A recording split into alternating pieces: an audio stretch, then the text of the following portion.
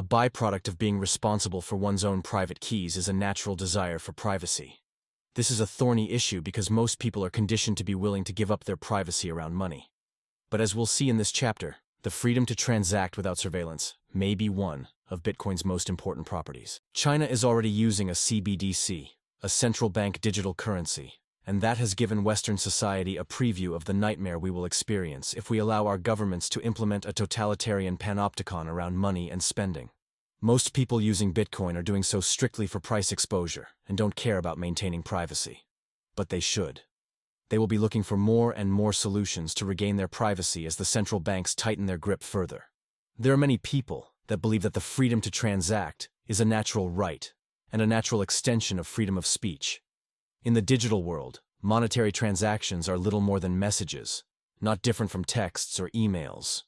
Like with speech, there cannot be truly free markets without the total freedom to transact. The US uses its status as the central issuer of the world's current reserve currency, the US dollar, and the world's reserve asset, US government bonds, to maintain its status as the dominant leader in the world.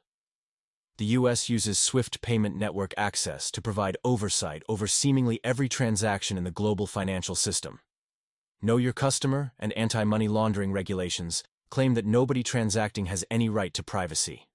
The reality is that the majority of criminal activity in the world happens in US dollars, a much preferred network for crime than an unencrypted public ledger. These regulations have strangled innovation and made it untenable for companies to operate honestly, causing many to leave the US for friendlier jurisdictions. The Canadian Freedom Convoy in January of 2022 brought this privacy issue to light when it comes to personal spending.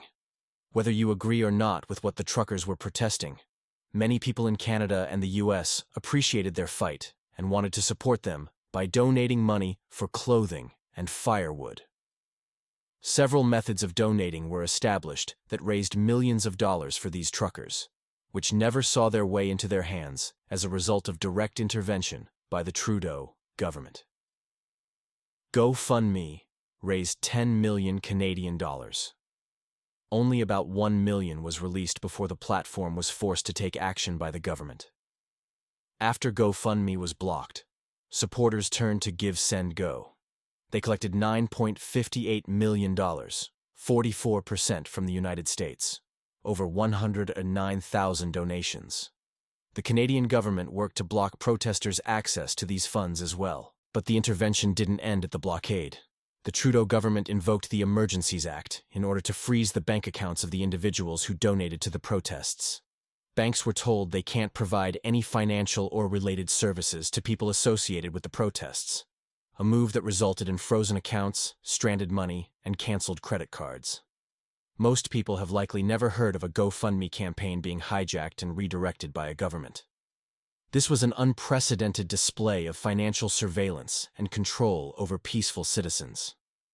The Canadian Freedom Convoy demonstrated exactly why Bitcoin users value privacy.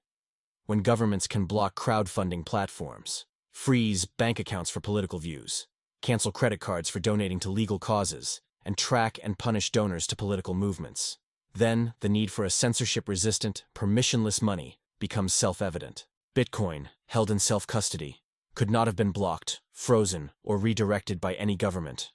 Bitcoin users will increasingly demand privacy-preserving solutions. Institutions that don't understand this fundamental value proposition will find themselves offering products that sophisticated Bitcoin users don't want. The current idea most individuals and institutions have about using Bitcoin is solely for its price exposure, with very little to do with the powerful property of it as a digital bearer asset. This just underscores how early we all are and how little the majority of the world understands Bitcoin. Let's recap what we learned in this chapter. CBDCs threaten financial privacy. China's CBDC is a preview of the totalitarian panopticon Western governments could implement. Freedom to transact is an extension of free speech. Monetary transactions in the digital world are just messages. The Freedom Convoy showed government power over money.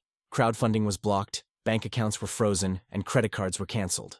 KYC AML regulations are weaponized. While most crime happens in dollars, these regulations strangle innovation and honest business. Bitcoin in self-custody is censorship-resistant. It could not have been blocked, frozen, or redirected by any government. This concludes Part 1. Bitcoin is for individuals. In the next episode, we begin Part 2. Individuals run institutions, starting with Strategy, the company formerly known as MicroStrategy, and how Michael Saylor proved that one individual can make institutional Bitcoin work. See you in the next one.